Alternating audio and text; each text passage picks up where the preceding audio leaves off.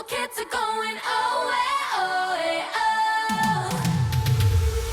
Hi guys, welcome back to Feast or Famine with the Youngs. We are the Youngs. I'm in the same clothes again. As am I. Because we're filming multiple podcasts today.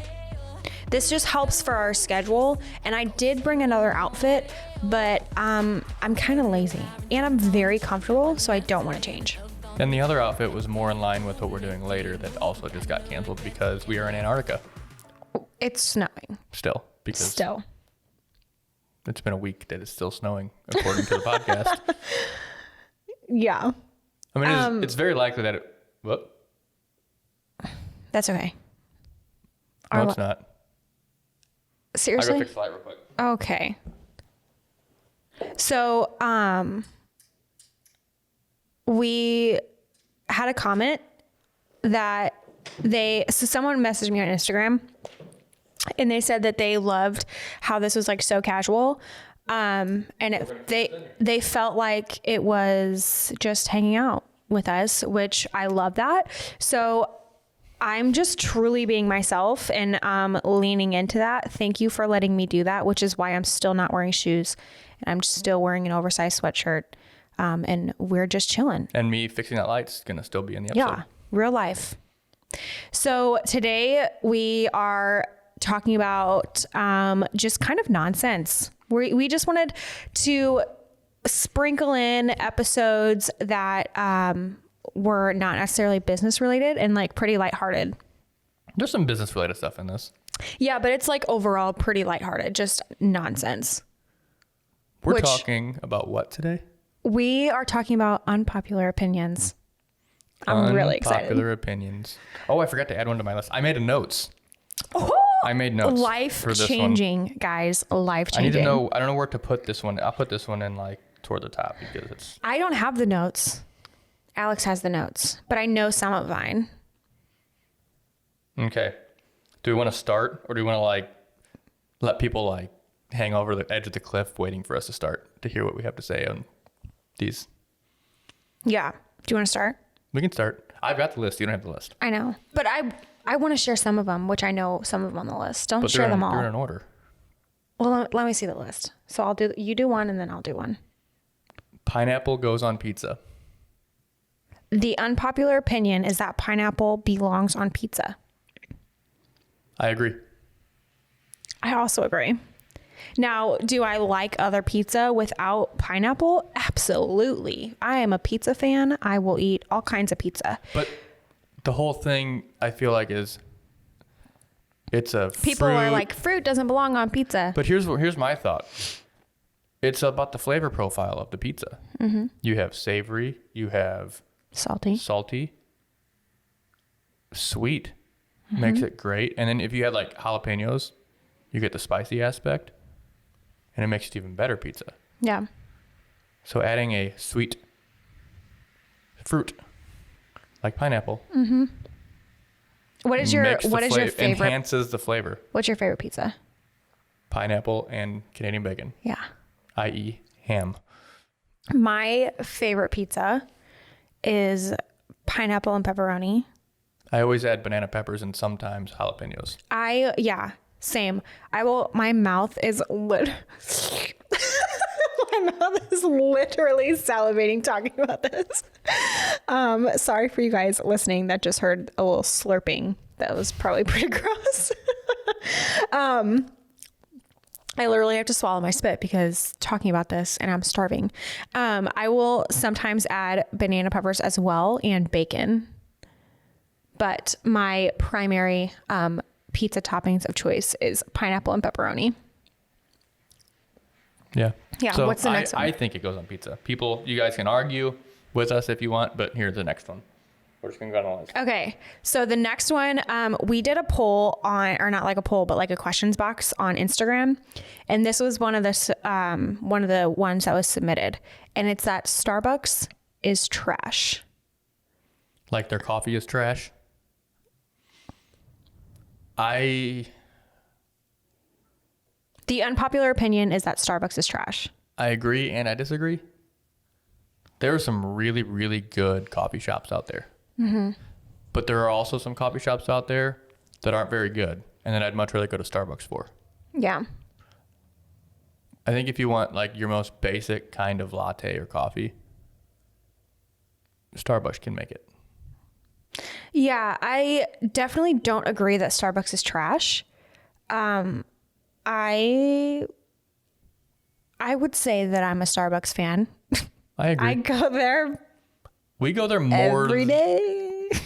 We don't go there every day. Not every day, but it's close. I'm there multiple times a week. But we go there. We go there more than we go to An other actual coffee shops. But that's because of that's out of convenience. If we had a coffee shop super close to us With a drive-through. I would much rather support a small business with good coffee. And there are like a couple coffee shops down here on Main Street that are phenomenal. Also, I love the vibe of like an actual small business coffee shop. Totally like up my alley. I love that. I would much rather sit in that type of atmosphere than a Starbucks atmosphere. I will say that my favorite coffee ever in the history of ever is not from Starbucks. It's from a coffee shop that's In Herman? a small business. It's in Herman, Missouri. Espresso Lane. It's called Espresso Lane. And they won. Laine. It is my favorite coffee. They have their own coffee beans. And then also when you just like order a latte or something like that, it's amazing. Like And they it's won, true coffee. They won best coffee shop in Missouri last year. Yeah. So anytime we go to Herman, we stock up. They ship their beans, which I have not taken advantage of yet. Anywhere. They'll ship them anywhere in the country. Yeah. So I love getting their coffee and making it at home. But what I love more is going into that coffee shop and ordering actual lattes from them. And it's built in an old house. Mm-hmm. So like the whole bottom level, you have like the spot where the coffee beans are at, and then you have where you order your drinks. Yeah. And then you have this like huge living room type area. Yeah. That you can just chill in and have coffee. So I would say for me, here's the deal for me. I drink Starbucks more out of convenience, but I would prefer coffee from a coffee shop. But I wouldn't go as far as saying Starbucks is trash. No, it does the job. It keeps me happy. It does the job. Did you say it keeps me healthy? No, it keeps me happy. Oh, okay. No. I mean, that goes hand in hand. I would say it keeps me caffeinated, but at this point in my relationship with coffee, I don't need it to keep me awake. I just need it to survive. So it does its job. In your relationship with coffee. Mm-hmm. Okay. Okay. What's the next one? Nickelback is a good band. Disagree. I would say, now this is coming from someone who doesn't truly know a lot of Nickelback. Can you give me what's a Nickelback song? Look at this photograph. Oh, that one? Yeah. And every time that makes me laugh. That one? Yeah. Okay, yeah, it's trash. So here's my take. Alex's is probably going to be different because he's an actual musician. I don't like Nickelback really, but for a band that has as much hate as Nickelback gets, but also the people that hate them as much as they do also know the words to the songs that Nickelback wrote that they hate. So it's like trendy to hate Nickelback. They are very successful because of that. Yeah. But I never want to be successful because people think that our stuff is trash. Then I don't think it's necessarily that it's trash, because if it was trash, they wouldn't have listened to the songs and actually known it well enough to sing it. Like, what do you think, like, the guys of Nickelback, how do you think they feel about that? Like, they're sitting in their house and they're like, hey, we're famous because people hate us. Hey, like, people still buy tickets and sell out their concerts. To shame them. Why would you buy tickets to a concert to shame the Well, I don't group? know, but I'm just saying that could be a thing. Like, do people buy tickets to go to a Nickelback concert? I don't know how much we're in COVID era, so I don't know. And nobody's doing those right now. Right. But I don't know what their tickets cost, but I can't imagine it was cheap. But do you think that someone who doesn't like Nickelback has bought a ticket to, like, make fun of the fact that they're at a Nickelback concert? Absolutely not. You don't think so? Absolutely not. Why would you go to a concert for a group that you don't like? I would never do that. That's not who I am. But Dumb. That is somebody who can't come to grips with the fact that they like them, so they're trying to make fun of them. Or they secretly like them and they're just being trendy to not like them. Yeah. Right. Okay. I would hope that nobody would do that because that's very mean. They and obviously did something right because they're as popular as they are and as hated as they are. We should just be nice to each other. It's my I mean, you can dislike is my somebody, popular opinion is that we should just be It's become a running nice. joke, to be honest. Yeah. All right. Okay, this one is in regards to text messaging. Okay. So this one was mine. I guess the unpopular opinion would be that K, responding with the letter K, Instead of okay or the word is acceptable. OKAY. So let me repeat that. The unpopular opinion is that responding with the letter K is acceptable. And I say, no, it is not. It's very passive It's aggressive. very passive aggressive and it tells me that you're angry. Or not happy about something. Yeah. My dad does it all the time, and he doesn't do it because That may it's be a passive aggressive. generational thing. He just does it because it's easier than typing okay or OKAY. Right. Just K done. And even if that's the case, I think he should change it, knowing the way that I feel about it. Well, you should tell him that. But have. adding to that, not only the letter K, but just responding with a thumbs up. The thumbs up emoji. How do you feel about it? You didn't say. Well, I'm married to you, and every time you send me K, it means you're mad about something. So I agree. Yeah. And I'm not a hypocrite. If I do it, I'm doing it for a reason and he knows and I don't have to say anything else. That's like adding ... to the end of your sentence. It's expressive. Right. Which comes to the next point, which was submitted. Adding a period at the end of a text message insinuates aggression.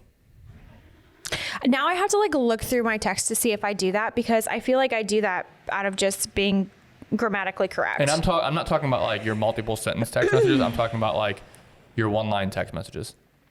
Okay, so if it's multiple sentences, you're saying it's okay. You need periods to break up the sentences. Okay. And how are you going to do that and then not put a period at the very last sentence? That just... I'm trying to find my OCD someone would not that like I've that. texted. Okay, so let's see. Multiple sentences. Yeah, I would say for me, when it's one sentence, I don't put a period, but when it's multiple sentences, I do put a period. Or exclamation points. I feel like an exclamation point insinuates excitement, so that's okay. But adding a period is a little bit aggressive because it's you're not adding anything to the sentence. Speaking about adding exclamation points to seem excited, I know where you're going with this. I am terrible with emailing with exclamation points. You have to enter that one sentence that doesn't have one just so you don't look crazy. Back. I will type an email and almost every, if it's to a client or responding to an inquiry, almost every sentence will have an exclamation point and I have to go back and put periods so I don't, it's not you're crazy. Oh my God, I'm so happy that you inquired with us. I'm yelling at them. I have to pull myself back. I kind of want to go back to old emails and just read them as they look. Multiple exclamation points. Oh my gosh, that would means be fun. You're screaming it.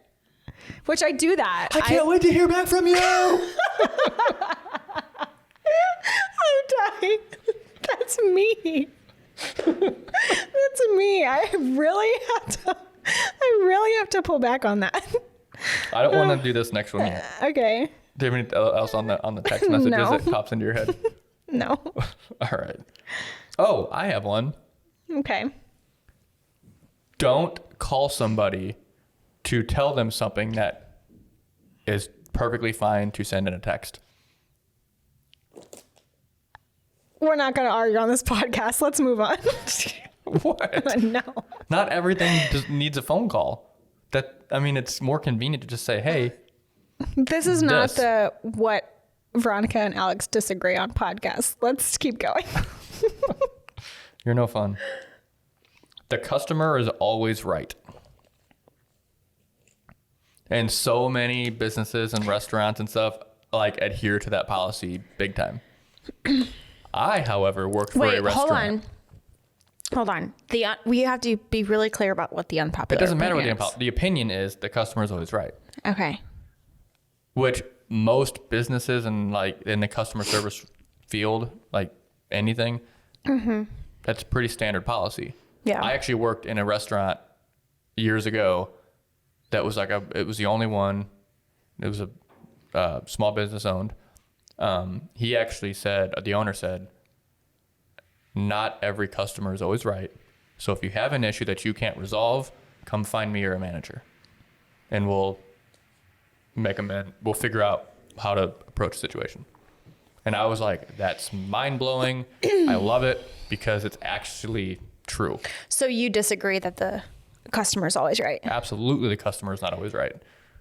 I would agree with that. Customer is not always right. Now, I will say, if I'm eating at a restaurant and something doesn't go the way that I anticipated it to, I will lean into the customer's always right to make sure that I get what I want. But I think that only comes down to the fact that you and I have both worked in restaurants and we understand how it all works, which comes to another opinion that in order to eat in a restaurant, you should have worked in a restaurant. Yeah.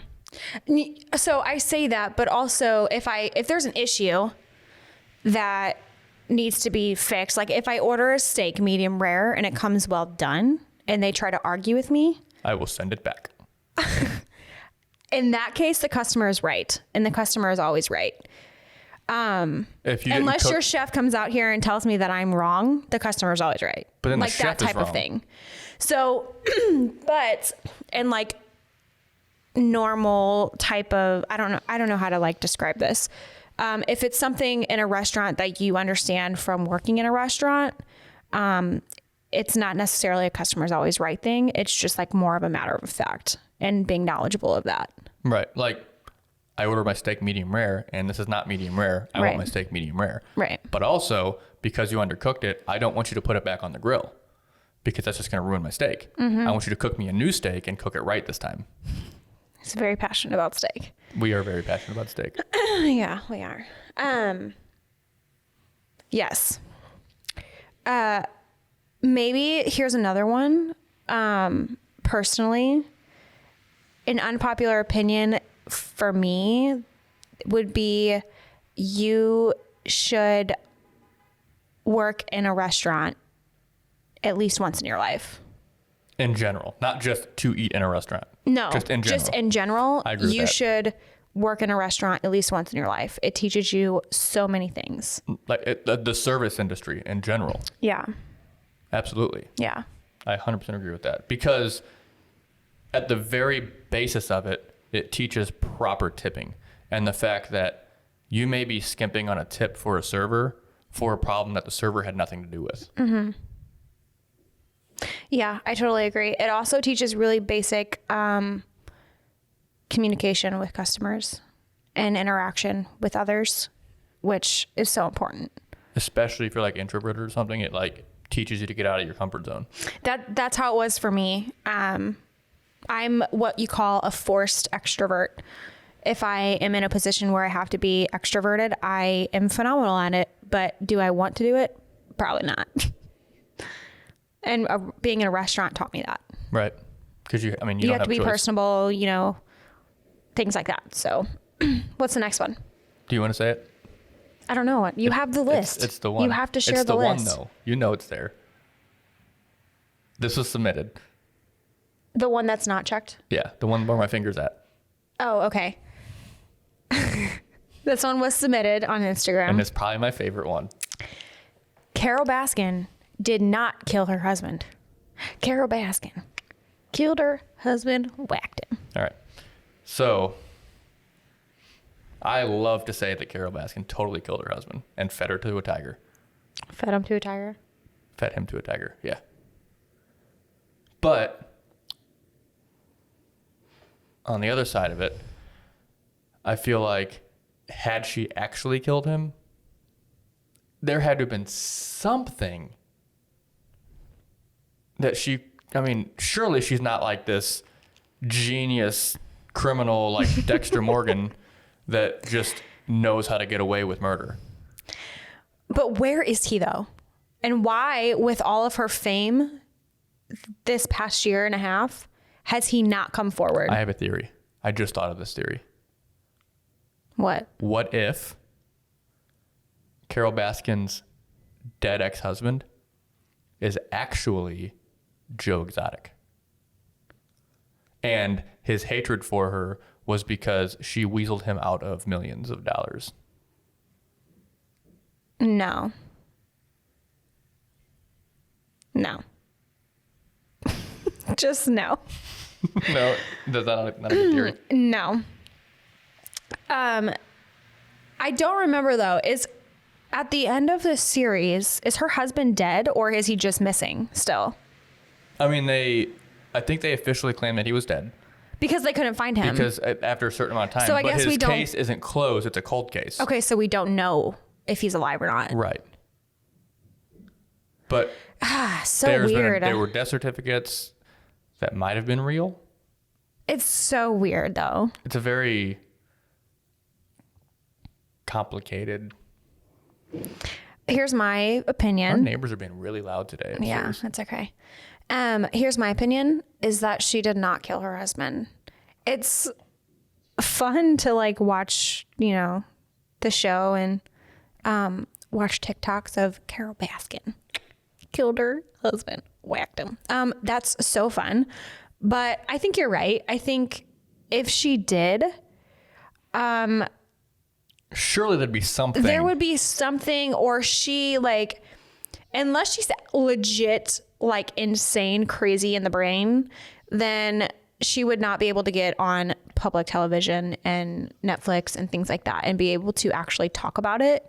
I mean, that's kind of probably why she got on because she did kill him? that was part of the story. I mean, that's part of the craziness that is that. I think Joe world. Exotic did that because he needed her to look crazy, which They're she competitors. is. Could you imagine if like every industry like was just as nuts with their competition as Oh they my are? God, that would be awful. would be the Luckily, St. worst. Louis has a pretty supportive like community, which is great. But Yeah. yeah. We could do like a Tiger King episode of this podcast and Oh just my talk about God. different theories and how ridiculous.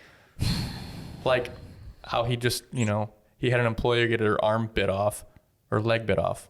Arm. Arm. And the first thing he thinks to do is not call 911, fix things. It is, I'm going to run back into my office and put this paramedic jacket on. Yeah. Okay, we have to move Anyway, on. We we're could talk moving on. about this all day. We should watch Okay. that series again. It's been a while. Maybe.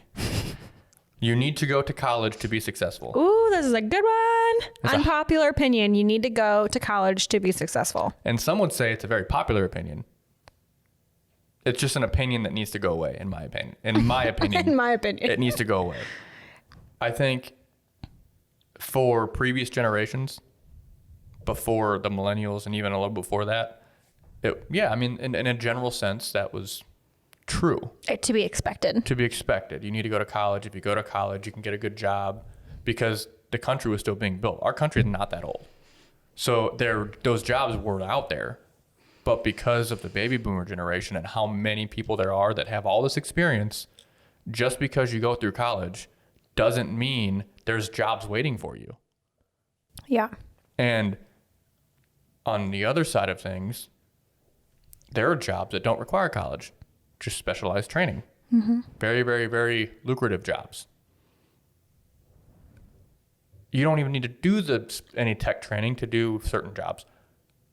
I didn't go to school for video or business or anything like that. I just learned it, got good at it. Right. Same. I went to school for office administration, which the things that we learned in office administration, I can't even really say that I use it now. Did you use it at the job?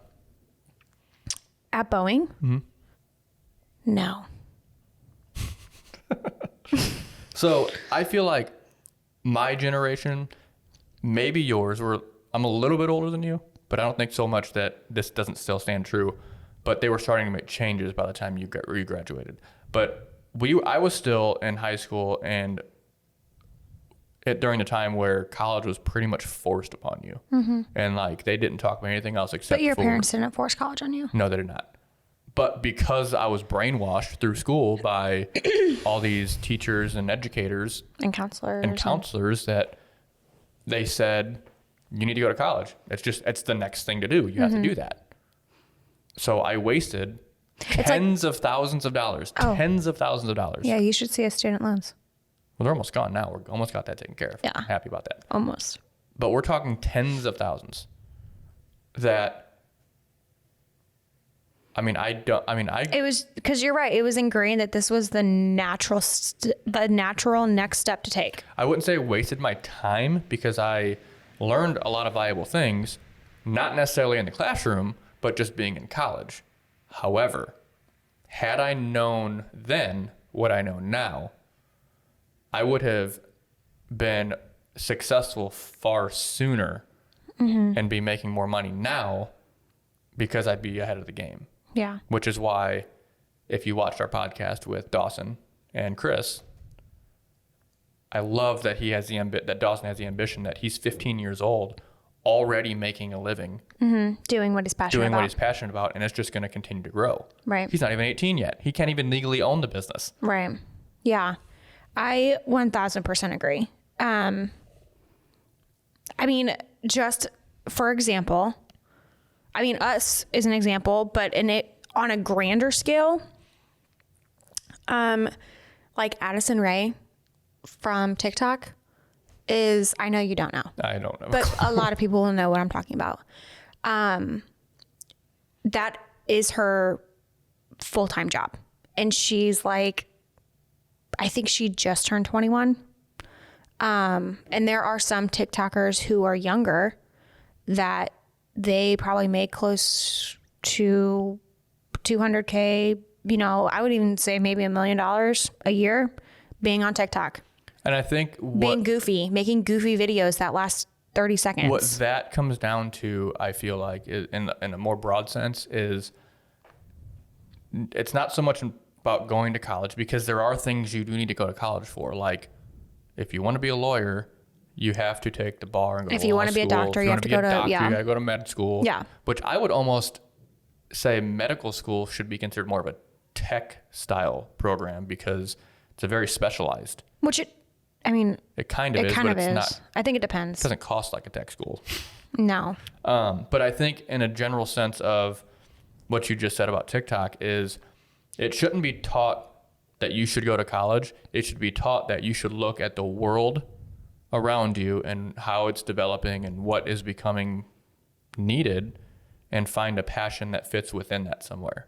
Yeah. Like, electricians are few and far between, good ones. But you need electrical. You need to be knowledgeable of how to become an electrician, which you have to go to school for. Tech school. Right. Not college. Well, that's like a specialized training. Like, yes. You have to be certified. Mm-hmm. That's fine. That's not what we're talking about. We're talking about college. 4-year degree, whatever. 4-year colleges. And I don't know. Yeah. Because I learned most of what I know about video online. Right. And trial and error. Yeah. Yeah, I totally agree. So that was these are going to keep getting a little more in depth. I'll just read the rest of them. So this next one is more industry specific, but I guess it could branch out into other areas, mainly the creative market, but other areas. Like, I could see this working in other places. I can give examples. You don't always need the latest and greatest gear or equipment or tools to do the job well. I 1000% agree. So and right now, I think we're in a prime example in the photo video community, especially, where there's constantly a new camera coming out. Mm-hmm. There's constantly new stuff coming out, and it's always one-upping itself, and this is better than this. And there's always a discussion on, like, what new camera are you buying? What this gear can do for you. And that's like really great. And it does matter to a certain extent what equipment you do have. If you're going to use it professionally. Depending on what you're doing with it, you know, what you're charging, all that stuff, like it does matter. So let me be clear that I'm not saying it doesn't matter. However, when you are starting out as a photographer, just for example, you don't necessarily need to buy the newest, latest, and greatest camera. That's not necessarily going to make you a better photographer. Even if you're not just starting out, it's not about the camera. It's about how you use the camera. It's how you use it and how you perfect the equipment that you have, and how your skill is with the equipment that you have. I started out on a Canon T3i, and I used that thing for years. And then I got a 5D Mark III, and I had a 5D Mark III from 2015 until this year. You still shoot on one. This year. And most photographers, like in our market that shoot Canon, there's like so many brands. So I'm going to keep it Canon specific so I can keep it relatable to my situation. We're shooting, you know, Canon 5D Mark IVs, which was the or the mirrorless. And so there were several other updated options. And I remember like one time, I posted a picture, I was sharing something, you know, about a wedding or a photo that I took, and somebody asked what my gear was. And I said, oh, this photo was taken, with a Canon 5D Mark III with a 50 millimeter 1.2. And they were like, oh my gosh, you're still on a Mark III? And I'm like, yeah, I mean, it works for me. I have perfected my skill with it, and there's nothing wrong with it. So like, yeah, I like want a new camera, but I don't need it right now. And that brings me to my point, a point about running your business wisely. Mm-hmm. Buying the latest and greatest gear every time the latest and greatest gear comes out, you will never, ever, ever, ever make a profit, because you will be buying a camera or whatever gear at minimum every single year. Mm-hmm. And that gets expensive. Yeah. It is not a sustainable business model. Right. So what we did is we have a professional level camera. It's older, but it's absolutely professional level camera. Mm-hmm. But we kept it until we had to buy something new. We bought something new because one of your cameras was getting on the end of its life. Yeah. So before it died, we decided to buy another update, one of your cameras. Right. Yeah. And that's not... The camera doesn't make the photographer. The equipment doesn't make the photographer. The photographer perfects their skill with the equipment that they have. Yep. Yeah. And I can actually branch this off outside of our industry, which is camera specific. But in the music industry, for instance, Aaron Sterling is a drummer, and he is amazing, and he drums for John Mayer.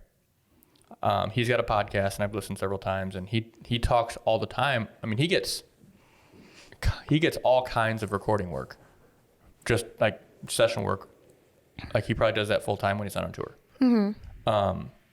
He talks all the time about, if you only knew the gear that I use to record, you would be amazed. Why? Because he doesn't use the latest and greatest gear. I don't know what he uses, but my guess is it's stuff that's at least 10 years old. Yeah. And not even the most expensive stuff. And why is he able to be as successful as he is? Because he mastered his craft of drumming, mm-hmm. and he knows how to make the drums sound good before they're even picked up in a microphone. Yeah. So it doesn't matter how good his gear is. He's going to get good sound because he knows how to make it sound good in the front. Right. Which comes like photography. If you know the light, you know the technical behind it. An older camera because we know those things. Yeah. Yeah. Woodworkers. I'd say the best woodworkers that build furniture and stuff they use hand tools, not electric tools. I mean, planers and stuff, that's a little different. But I think the most sturdy, skilled woodworkers are the ones that still use hand tools. Interesting. I would not know anything about that. So I'm just trying to branch this as like broad as possible. But it's in general, the idea of having the latest and greatest stuff isn't going to make you a better whatever it is you're doing. Yeah. It's the knowledge and skill that go into it. Right. The gear is just a, what's the word I'm looking for? I don't know. It's an added benefit. Yes. There you go. Okay. What's the next one? Next one. This is the last one I have listed. Okay. It was submitted. Bouquet tosses are humiliating for your single friends. It's like throwing your garbage at them because they're not married yet. Okay. When I read this, I cracked up. And I think the same would go for garter toss. Garter. So we didn't do... We did a couple this year. Wait, what did we do for our wedding? We did both. Emily caught the bouquet. Oh, yeah. Emily caught my bouquet. So we did do it. And Brad caught the garter. No, wait. Brad was married. Who caught the garter? I don't think remember. we did a garter toss. We did. Alex, I don't think we did. We did. I don't remember who caught it, though. Anyway. Maybe it's a little, like, not there in my mind because I did not want to do either. I felt like I had to. And that goes back to us not having any clue what we were doing. Yeah, which we talked about on our podcast already. But I think that's one of those traditions that are... It's kind of going away. It was a generational thing at first, I think, and there's tradition behind it. But it's one of those traditions that people are kind of realizing isn't necessary, and it kind of just takes away from the dance floor moments or whatever the reason is. It could, yeah. Or this reason, it's humiliating for your single friends. It's like, oh, you're not married yet, so you need to get up on the dance floor. So I wanted to read the origin behind the bouquet toss because I didn't know where it came from, why it was a thing. And this is so interesting. So here's what it says. The tossing of the bouquet originated in ancient England. After the wedding ceremony occurred, guests in attendance would try and rip off pieces of the bride's dress or bridal bouquet, as these were thought to bestow good luck and fortune to those who got one. So, interesting. As it progressed through the generations, I guess ripping off somebody's dress was probably not the best idea. Yeah, I would. So they started tossing the bouquet. And then whoever caught it it was fortune and good luck, which is the next to get married. That's what the tradition says. Correct. I don't think the bouquet or the garter toss is a bad idea. I think that going back to this opinion of it's like throwing trash at your friends. For one, unless you get a toss bouquet, you have spent probably hundreds of dollars on this thing. So, one, not trash. Is it just hundreds or is it more than that? Hundreds of dollars. Like, it doesn't get in four figures? I'm sure it could. Yeah, I'm sure it could. Even the toss bouquet, though, it could be But even the toss bouquet is probably, $70 to $150. Like, you're not tossing trash. Let's just make that clear. I'm not a florist, so you paid for it. Regardless of how much it is, you paid for something that you're going to throw at somebody's head. So I don't necessarily think that it's a bad idea. I get the tradition behind it. And if that's what makes your wedding day special. It's a fun moment. Like we do weddings every weekend. I've done hundreds of weddings where I see, some girls love the bridal bouquet toss. Like they get out there and they're shaking their butt and they're like super excited to catch the bouquet. I've seen ones where it's like they do the bouquet in the garter and someone catches the bouquet and someone catches the garter and they're in a relationship and they're super stoked because they each got it. Mm-hmm. Like, and then you see like those YouTube ones where it's like they catch that and then like there's a proposal, which is a whole nother topic, but it's not a bad idea. And sometimes it's like pulling teeth to get people on the dance floor to do it. Yeah. On the flip side, those are the ones I feel like maybe forego that. Yeah. So I would say that, what's the unpopular opinion? That you're throwing your trash? That bouquet tosses are dumb. Okay. Basically is what that said. I would say, no, they're not dumb. You should do it if you think it's going to add value to your day. But if you could see yourself going without it, I would say skip it. It's not something that, is like a super emotional thing to be attached to, in my opinion. And if it's one of those things that you're kind of wanting to skip, and this goes for anything on your wedding day, but you're feeling pressure from other parties that aren't getting married that day, Right. just block them out because it's not their wedding. Yeah. They may be helping pay for it, but it's not their wedding. In the end of the day, it's your wedding. Right. I would say, the garter toss, I think is really funny. I think it can lend itself to be more entertaining than the bouquet toss. Yeah. Because some dudes are Extra with it. kind of extra, which makes for good photos. So, And it's a laughing moment a lot of times. To each their own. Like, whatever you want to do on your wedding day goes, because it's your wedding day. But you're not crazy if you want to lose certain traditional type stuff. Yeah, we get that question a lot. Like, when we're doing timeline meetings, they're like, should we do bouquet garter? I'm like, if you're questioning it and if you're not attached to the idea, just skip it. Yeah, it's not something that you have to do. There's no one size fits all to weddings. Yeah. Yeah. That was the end of my list. Are there any other that jump into your head? Unpopular opinions? Not really. I tried really hard to think of some, but they all elude me. So, well then we'll wrap it up then. I think this was a fun little nonchalant topic. yeah. We did get some business in there, Yeah.